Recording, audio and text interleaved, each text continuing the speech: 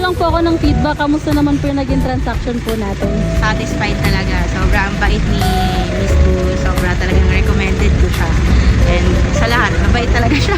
Thank you, Wala ma'am. Thank you so much. Sige po, ma'am. Kamusta naman ma'am yung mga freebies? Yung mga condition ni sir, nasunod naman ba natin? Nasunod naman. Sige, ma'am. Thank you so much. Thank you, ma'am. Congrats po ulit. Thank you, Thank you so much. Story time! Sa si client ay isang OFW at ang kanyang misis ay nandito sa Pilipinas. So nakuha niya lang ating 2025 Montero Sports GLS Automatic ng 36,000 monthly amortization.